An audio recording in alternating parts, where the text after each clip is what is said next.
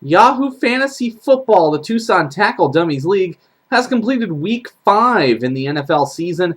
Let's get straight to the games that took place and made up Week 5 action in the league. Starting with your Wingstop Game of the Week, Shots at 2-3 now, defeated Delicious Pancakes, who is now sitting at 3-2, by a margin of just 0.4. The final score here being 126.04 to 125.64. This was the second closest margin of victory in league history. Shots has now won 2 straight after starting 0-3 to kick off the season. The lead changed hands in this matchup over the Monday night game multiple times. Brett Favre threw an interception, which was ran back for a touchdown. Delicious Pancakes owned the New York Jets defense, so that actually gave Delicious Pancakes the lead briefly. But then in garbage time, as Brett Favre tried to make up for 2 scores he was going to need to pick up, he threw a pass to Randy Moss, which Moss, owned by Shots, wound up putting Shots back in the lead for good by just 0.4 when all was said and done. Shots with 6 offensive players in the lineup in double digits this week, had 7 players beat projections overall. 2 individual defensive players were on a bye, and Shots did not remove them from the lineup.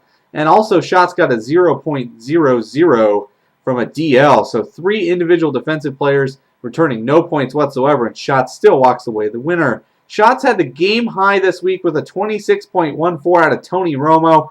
The Moss to Minnesota trade wound up returning 15.1 points this week for Randy Moss, debuting with his former team. Pancakes had 13.1 at the wide receiver position total from 3 wide receivers. That included the injured Mark Clayton, who had a 0.85 this week. So Randy Moss outscored the entire trio at the wide receiver position. Shots also had a 2 tight end set once again this week, and it paid off finally. Jason Witten had 15.65, while Jeremy Shockey had 10.75. Pancakes had 8 players beat projections as a team. 5 of those, though, were on defense. Maurice Jones-Drew on the offense had just 9.8 points, even though the Jaguars scored 36 points this week against a miserable, winless Buffalo team. Pancakes also outscored Shots 50.5 to 26.5 on the defensive side of the ball, but it still was not enough to get it done. Pancakes had a team-high 17 points from the New York Jets defense, including that pick 6 that they picked up late in the Monday night game. Shots had 18 points, though, from the Philadelphia defense, so in the team defensive battle, Shots still wound up walking away the winner. And in the overall game, Shots wins by, again, just 0.4. In the second game we'll take a look at here, the Pain Trains, 3-2 now overall, knocked off Sixburg for Sixburg's first loss of the season, bumping Sixburg down to 4-1 overall. The final score here was 113.88 to 109.61. This was Sixburg's first loss. Berg did not start a quarterback that was active once again. Injured Matthew Stafford in week 1 has remained in Sixburg's lineup since then, so no points there. And kicker Steven Gostkowski was on a bye for Sixburg, and this team still almost beat Pain Trains. Pain Trains won with just 3 players beating projections. Sixburg had 5 beat projections in the loss. Pain had a team-high 22.78 from Eli Manning, and then had 22 points from Larry Fitzgerald and Jabbar Gaffney combined. Ricky Williams was on a bye for Pain Trains. The other 3 running backs all fell below projections starting in place of Williams this week. Steven Jackson did have 13.85, but newcomer Christopher Ivory only scored 3.9 from the Saints. Sixburg had Matthew Stafford still in the lineup, as we mentioned, so a 0 there certainly hurt the team's overall performance. But 28 points out of Hakeem Nicks this week, 39 points from 2 wide receivers, and 50.15 from 3 running backs, including 21.05 from LaShawn McCoy. The difference also could have been here the fact that Pain Trains has a solid defense. This team won defense 33.5 to 17.16. Also in action, AZ Chargers at 3-2 now in the league, knocked off Polax, who sits 2-3 with the loss. Final score here was 103.57 to 96.79. Chargers now has the league's longest winning streak after Sixburg's loss. Chargers has won 3 straight since starting 0-2. Each team had 4 players beat projections. Chargers had a game-high 29.3 from Malcolm Floyd. The other 2 wide receivers, though, in Chargers lineup, Chad Ochocinco and Lance Moore, combined for just 3.8 points. Pollack set a team-high 18.4 from Mercedes Lewis at tight end, which versus Chargers tight end Greg Olsen posted a 0. However, Chargers kicker Nick Folk had 19, outscoring Pollack's highest-scoring player. Pollack's had 13.86 from 3 running backs. Pierre Thomas, once again inactive, and was in Pollack's starting lineup. On the defensive side of the ball, each team had one defensive back, beating projections. No defensive players were in double digits in this matchup on either side of the ball.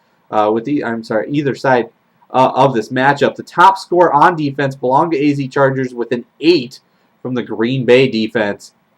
Also in action, Herbie TG picks up the win over Is This the CFL? Both teams now sit 2-3 moving forward. Final score here was 111-35 to 94.04. Herbie won without Tom Brady, Hines Ward, and John Carlson, all 3 of which were on byes this week. Herbie had a game-high 25.45 out of running back Chris Johnson. The other 2 running backs on the squad in the starting lineup, though, Tim Hightower and Marion Barber, combined for just 2.5. Both of those players were projected to go over 10 points this week. The only other offensive player for Herbie in double digits was Nate Kading with 10 this week at the kicker slot. CFL had a team-high 24.64 from Phillip Rivers at quarterback, but the only other player in double digits on the entire team was Adrian Peterson with a 12.05. CFL had to go without Wes Welker this week, who was on a bye. Mario Manningham and Austin Collie, filling in for the absent Welker, combined for just 6.05 this week at the wide receiver position. Herbie won the defensive battle in a landslide, 54.5 to 29.5. Herbie had the Tampa Bay defense for 14 points, and his 2 defensive linemen combined for 17 points, while linebacker Paul Puzani from the Buffalo Bills picked up 10.5.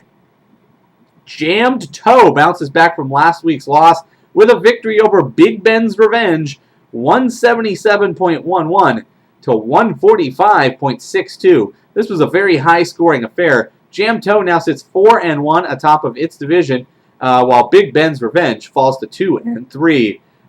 Toe bounced back, as we said, on the losing end of the highest score in league history last week, and nearly posts a new highest score this week, scoring over 177 points.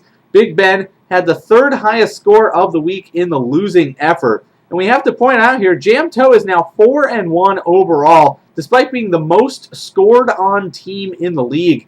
Last year, that led to a lot of losses for the most scored on team in the league, that being Bearju, who picked up who was scored on the most in most matchups last year. So Toe, very successful and also facing the toughest competition around to this point in the season. Toe had 10 players beat projections. 7 of those were on offense. The lone offensive player below projections was tight end Dustin Keller with 1.9. A game-high 31.3 for Jammed Toe from Matt Forte. Also, 3 wide receivers combined for 49.95. Roddy White, New York's Steve Smith, and Roy Williams at the wide receiver slots for Toe were all successful. And then a kicker record was set this week as Josh Scobie from the Jacksonville Jaguars picked up 23 points at the kicker position. 5 field goals, 3 points after touchdown. 4 of the field goals kicked were from 40 yards or longer, and Scobie even threw in a tackle. Big Ben's Revenge had 7 players beat projections to try to hang tough in this one. 56.59 points were scored from its 3 wide receivers. Team high 26.45 from Percy Harvin, while Miles Austin chipped in 26.25. So Big Ben actually outscored Toe at the wide receiver position, but still wound up taking the loss. Jammed Toe took defense 44.5 to 27.5. Jammed Toe got 12 points from the Tennessee defense on the road at Dallas, one of the better offenses in the league, or so we're supposed to believe, while Big Ben's Revenge had just 3 points from the Jacksonville defense against lowly Buffalo. So that was probably the difference there. In a blowout, Greek Thunderball improves to 3-2 after destroying Diabetes, who is now 1-4 with the loss. Final score here was 104.8 to 49.75. This was Diabetes' all-time lowest score in 3 years in the league. 6 players were either injured, inactive, or on a bye this week for Diabetes. Greek had 5 players beat projections with a game-high 18.95 from Terrell Owens. Greek had just 3.98, though, at the running back slot from Thomas Jones and Steve Slayton. Those two combined for less than 4 points, while Greek had 17.65 points from Vernon Davis. As we've talked about every week, Greek has been using the 2 tight end set and finding a lot of success. That could change, though, because Vernon Davis was not matched this week by Jermichael Finley. Finley, done for the season, scored 0 points before being taken out of the game for good.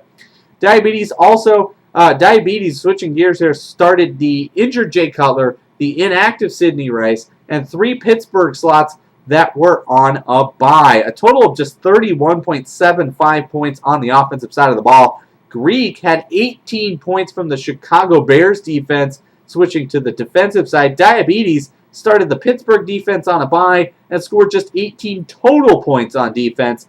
However, we should point out Greek's defense still not very good. Aside from the Chicago Bears defense with 18 points, just 7.5 points from the remaining defensive slots. 2 individual defensive players scored 0. And in a massive blowout, Inglorious Bear Jew knocked off DM2 Carp. Bear Jew now 2-3, while Carp is now 3-2. The final score here was 171.68 to 103.43. Bear Jew with its highest score in a team history. Bear Jew had 9 players beat projections. 3 of those players went over 20 points this week, including a game-high 28.9 out of Ray Rice. Bear Jew had 21.98 from spot start Sean Hill from the Detroit Lions at quarterback. Bear Jew also chipped in 26.75 from Brandon Lloyd. That's compared to Greg Jennings for Bear Jew, who had just 3.7 this week at wide receiver. Carp, lone offensive player in double digits for Carp, was Robbie Gould at kicker with 14 points. Disappointing performances from Anquan Bolden with just 1.05 and Sam Bradford with just 6.6 at quarterback. 3 wide receivers started for Carp and combined for just 14.06.